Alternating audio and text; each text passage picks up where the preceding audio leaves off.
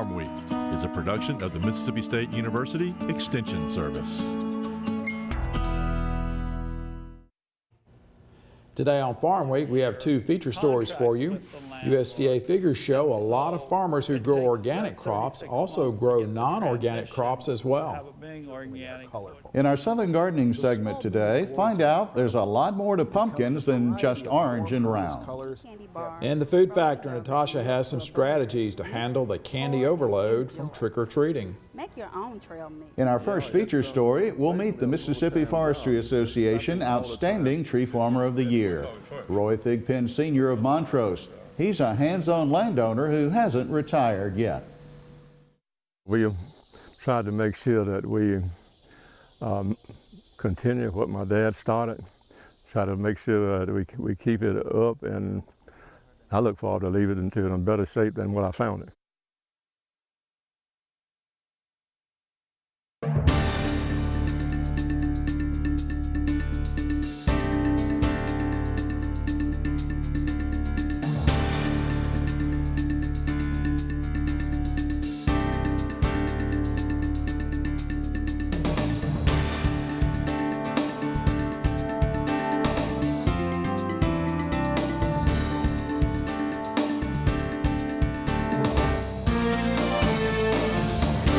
Good day, everyone. I'm Leighton Spann. And I'm Artis Ford. Welcome to Farm Week.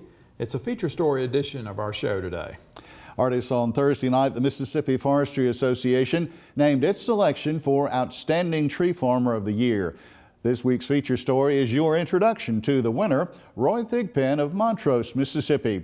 His story is a great example of land and trees as a legacy, and how that legacy can be successfully passed from generation to generation.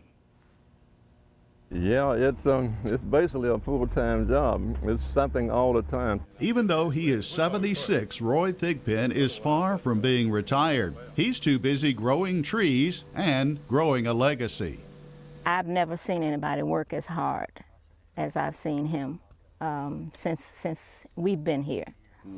He just really put his heart and soul into it. Roy and his wife Julia have lived on this tree farm 14 years, but the connection to this land is lifelong for Roy. The property has been a certified tree farm since 1960. The legacy began with Roy's father, Chester Thigpen, seen in this Farm Week video from 20 years ago. Chester became interested in tree farming long before most people realized the potential wealth of the state's timber industry. Chester was named the state's Outstanding Tree Farmer of the Year for 1994-1995. And in 1996, he and his wife Rosette were honored as the National Outstanding Tree Farmer of the Year. Although Chester and Rosette have since passed away, a sign on the property serves as a constant reminder of their achievement and the legacy connected to this tree farm. Today, under Roy's stewardship, the property has been described by an official of the American Forest Foundation as one of the best managed and well-kept loblolly pine stands he's ever seen. On the day of our visit, Roy was overseeing a second thinning in this 30-year-old plantation on the property. This crew had already completed a first thinning of this much younger stand of timber nearby on the tree farm. Registered forester Craig Youngblood had just started as Roy's consultant when these trees were planted 15 years ago. We just went ahead and got the logger to kind of come through and cut us some corridors. And we really didn't thin anything to the side. We just cut the corridors out and allowing these trees to put on a little bit more diameter. Mr. Thigpen is one of my more active landowners. He does a lot of maintenance on the property. He's constantly working out here. He's doing maintaining the roads, bush hogging areas that you would never think you'd need to take your bush hog in, just to open it up and so he can, tell people, make it look a lot better. He asks a lot of questions. He goes to a lot of forestry meetings. He gets ideas, and then he tries to do it himself, which is great. Another example of some of the forest management work done on the tree farm in the last 5 years includes the harvest of this 45-acre tract of timber and its replanting in loblolly pine. And after we clear cut it, we came back in 2012 and just let it lay out in 12. In 13, we did an aerial herbicide application to kill the woody and grassy vegetation. And that was done in August of last year. And in November of last year, 2013, we got the Forestry Commission to come in and burn it for us. So in January of this year, 2014, we replanted it. Well, we've been involved with the Thigpen Tree Farm for 50 years, our agency, and over the last 25 years or so, we were involved helping the Thigpens plant trees using various cost share programs. But over the last few years, we've been helping them a lot, doing some prescribed burning, trying to help them improve their stands of trees, and putting in fire lanes, and that's how we've been helping Mr. Roy and his family. In addition to calling on professionals to help him manage his farm better, Roy is also involving the next generations of Thigpens in order to grow the legacy his father began. Roy and his wife Julia are actively involving the third and fourth generations of the family now in the management work on the tree farm.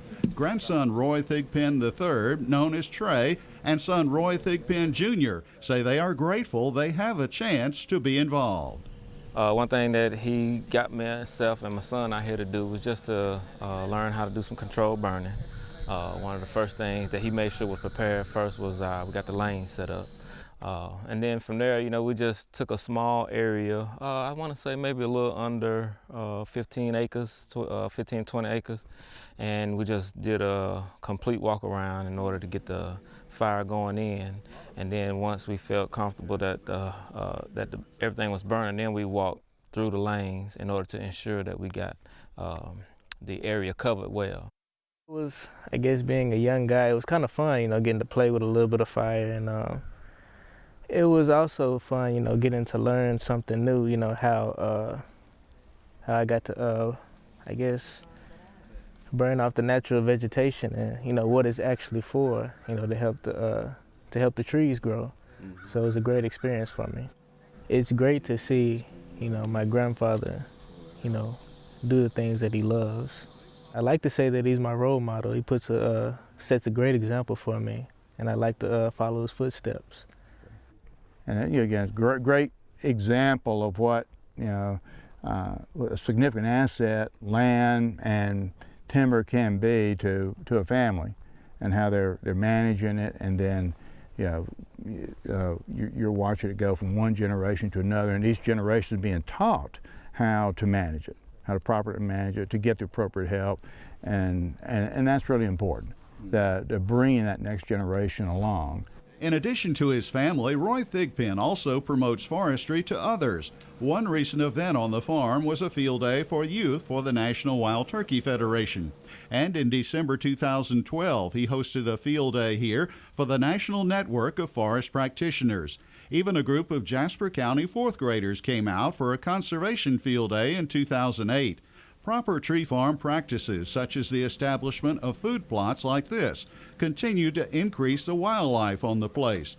There's even a pond for fishing. One day I decided I think I'll have some fish for dinner. And went out to the pond and caught 5 fish, and that was enough for dinner. It was fun. Roy Thigpen is an active member of the Jasper County Forestry Association, as well as the Mississippi Forestry Association. He enjoys sharing the lessons he's learned with others. His goal and vision for this tree farm remains the same as it was the day the property became his. We tried to make sure that we continue what my dad started, try to make sure that we keep it up, and I look forward to leave it into in better shape than what I found it. Those who know Roy Thigpen and know this tree farm will tell you the legacy is in good hands. From Montrose, Mississippi, I'm Leighton Spann reporting. And you can watch this story again on Roy Thigpen at the Farmweek website, or on the Facebook page or the YouTube channel. Our website address is farmweek.msucares.com. And you can try out our Facebook page and give us a like if you wish. Facebook fans, a reminder, you see our stories first every Friday. And artist, 320 acres, that is quite a place he has there. That is a magnificent tree farm. As you could just, our pictures didn't do justice No. to it. It is a beautiful place. And like I say, remember his dad had it certified as a tree farm back in 1960, and that was a time when most people still saw trees as being in the way. They were basically big weeds. Right. And we're usually trying to think of a way to knock them down to clear land for either crops or cattle. So he really was a visionary in terms of looking ahead. And Roy is still learning. He's not just, as you saw, sitting back there, you know, here's what Daddy did and I'll just keep an eye on it. He's out there working and learning. Well, you saw that old video, and you could see the changes in the place between when we were there 20 years ago and now, and you could just see the magnificence of it. But it comes with hard work, but you have to start somewhere. You may not have that much acreage, but go to your county extension service office, go to the Mississippi Forestry Commission, get started, and you too can have trees for the future. Well, it's time for today's trivia quiz on Farm Week. According to the federal government, more than 13 billion gallons of ethanol was consumed in the United States in 2013. Well, our question is how much ethanol can be made from a 56-pound bushel of corn? Is the answer 1.5 gallons, 1.8 gallons, 2.4 gallons, or 2.8 gallons? I'll have the answer after today's Food Factors segment. When most people think of pumpkins, they often think of orange jack-o'-lanterns. In this week's Southern Gardening segment, Extension horticulturist Dr. Gary Bachman will show us that there are numerous types of pumpkins, squash, and gourds to use for fall decoration.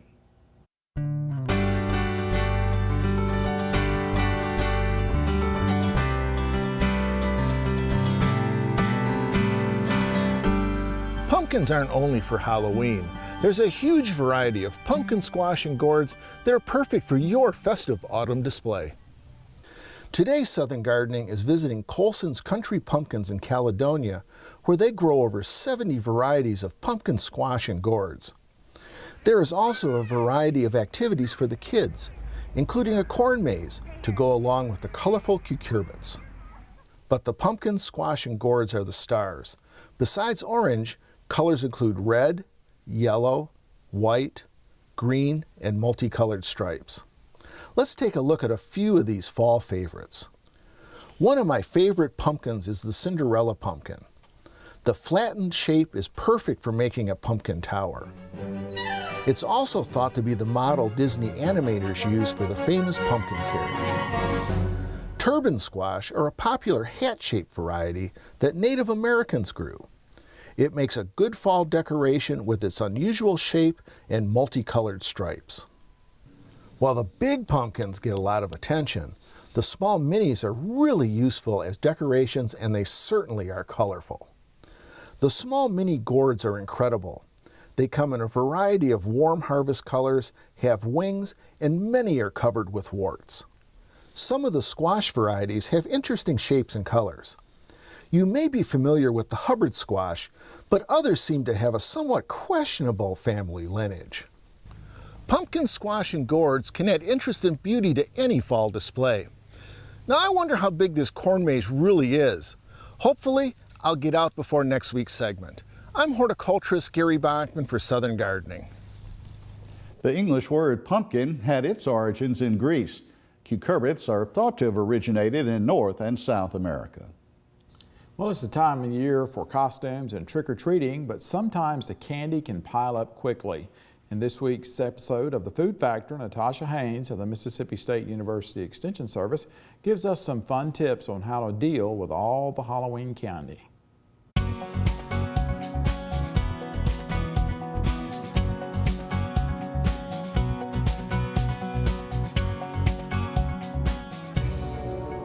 Halloween!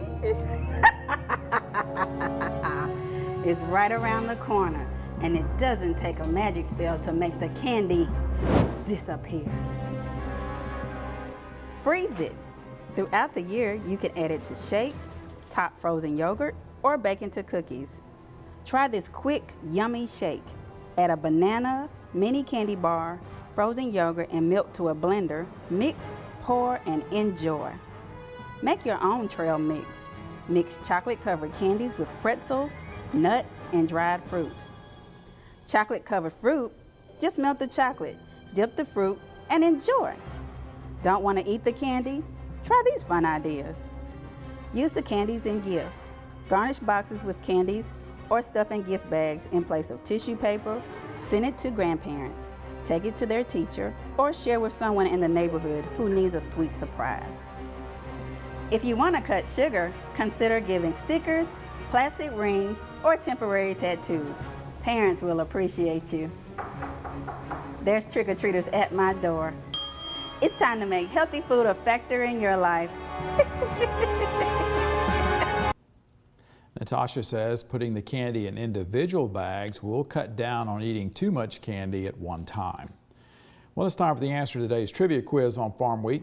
More than 5 billion bushels of corn harvested last fall will be used to make ethanol. What we want to know is how much ethanol can you get from a bushel of corn? Well, the answer is 2.8 gallons.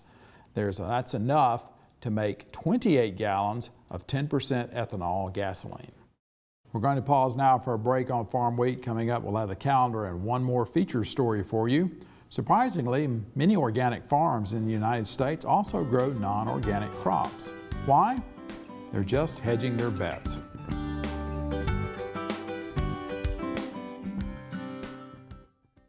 From our family to yours, Mississippi's farmers believe the best produce and livestock are grown right here at home. With ms.foodsearcher.com, you're only a click away. Using your smartphone, you'll be connected to hundreds of families and small businesses dedicated to providing you with fresh, local foods.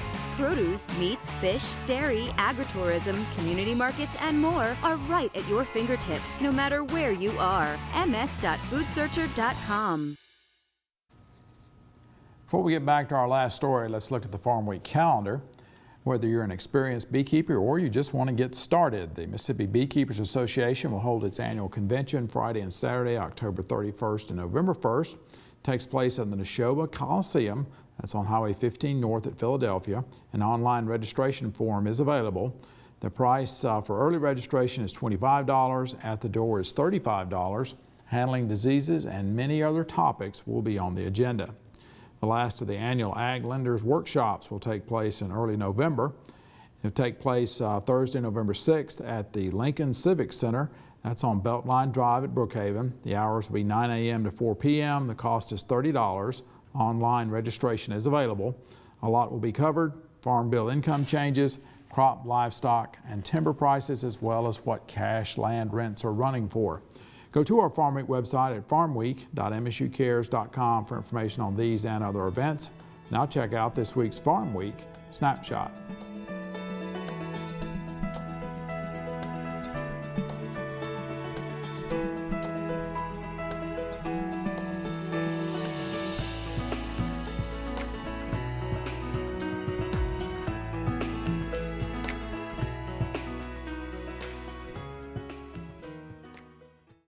The U.S. Department of Agriculture says more than 18,000 of the world's 25,000 certified organic operations are here in the United States.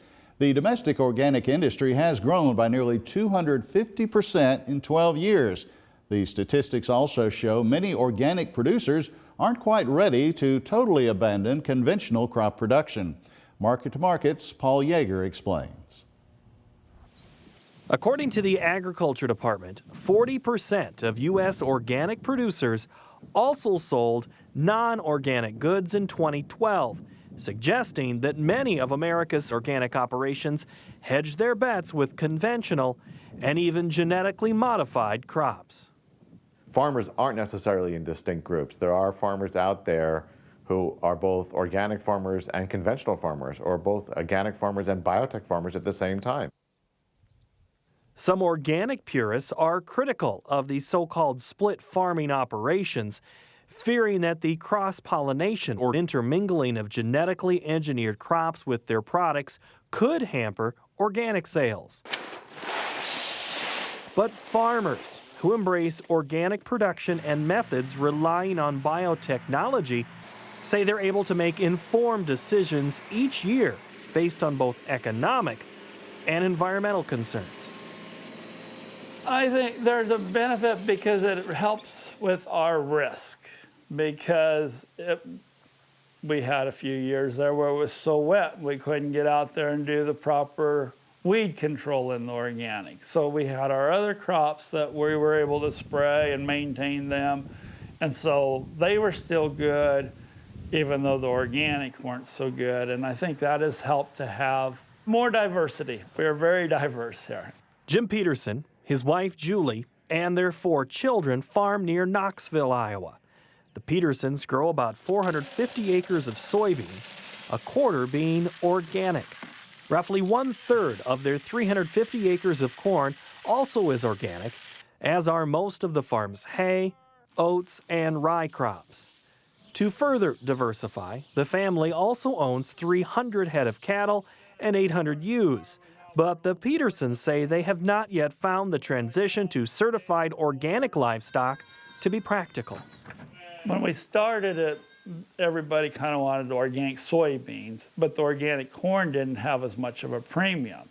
So we thought, well, we could feed it to the calves. Well, that year that we started with the calves, there was a demand for the organic corn, and so there was a good premium, so we decided just to go ahead and cash in instead of feeding it to our own. Since certifying organic land is a lengthy process, Peterson evaluates soil quality and terrain to determine which land is optimal to transition to organic. I've seen in our area that some of the hillier ground and that's thinner, that I'm not going to do organics on it, or very rarely would I do organics on it, because of it needs to be treated differently. It needs the fertilizer fed to it on a higher rate than I can do with my organic, and the tillage, I don't like to do it on those hills as much either because of the soil loss possibility. It's quite possible to do both on the same farm. The split operation is very reasonable, and there's nothing to say that it can't work well on the same farm. The Petersons own 550 acres and rent another 2,000 for pasture and crops. They try to respect the preferences of landlords when making decisions related to planting, and that can be challenging. Some landlords refuse to allow genetically modified crops on their acres, while others are adverse to increased weeds that often accompany organic production. And for Peterson, switching rented land from conventional to organic is risky. A lot of the land we farm is rented, and we only have 1-year contracts with the landlords. And so it takes the 36 months to get the transition to have it being organic. So I don't want to take the time of doing that and then lose the farm in the process. Peterson acknowledges that organic production is labor intensive. He spends extra time cleaning equipment to remove residue from prior crops, and he also cultivates 2 or 3 times each growing season to minimize weed pressure. But he says the premium he receives for organic products justifies increased investments of time, labor, and money. Still, he's unwilling, so far, to give up genetically engineered crops that require less work and enable him to spread his financial risk over multiple methods of production. There are some certifying agencies that say if you are doing organic, you cannot do the GMO crops. My feeling has been if you can plant a crop that will take less chemicals to control weeds, then that's a good thing. I think the chemicals will do more harm than the GMO crop myself. It takes different management skills to have both on the same farm. You really have to think hard about how you're going to operate your farm. So the management is probably a higher level, but it's a management decision. It's not a cultural or social or religious decision. Let's put it that way. For Market to Market, I'm Paul Yeager. And you can watch this story on mixing organic and non-organic farming on the Farmweek website. That's farmweek.msucares.com. You can also watch Farmweek stories on YouTube and Facebook. We'll have a link to the Market to Market website where you can see the story as well as read the entire script. Again, go to farmweek.msucares.com. And Leighton, you know, he's a businessman. That's why he made that decision of what They he's emphasize doing. that a business decision. It's a business decision on his part. And so, but he is kind of stuck between a rock and a hard place. Year at a time leases, and then also having to lease land. So he's having to make that thing of, yeah, I got to plant conventional on this because the landlord doesn't want organic production. Right. So he's figuring it out on his own. Well, we are at the end of Farm Week for this week. On our next show, we'll have highlights of the recent Fall Flower and Garden Fest from Crystal Springs. In the feature segment, meet the new Outstanding Mississippi Logger of the Year. Jason Smith of Brookhaven is a third-generation logger. His crew hasn't had a lost time accident in 16 years of business. In the food factory, you can carve pumpkins, but Natasha says they're also good to eat. In the Southern Gardening segment, Fall Mums, we'll tell you how to keep yours looking good. And if you'd like further information on a Farm Week story, or you want to suggest a story to us, you need to get in touch with us. Our address is Farm Week Box 9625, Mississippi State, Mississippi 39762. Our telephone number is 662-325-2262. You can also get in touch with us through your county extension service office of Mississippi State University. For the rest of the Farm Week crew, I'm Artis Ford. And I'm Leighton Spann. Thanks so much for watching. We'll see you next week.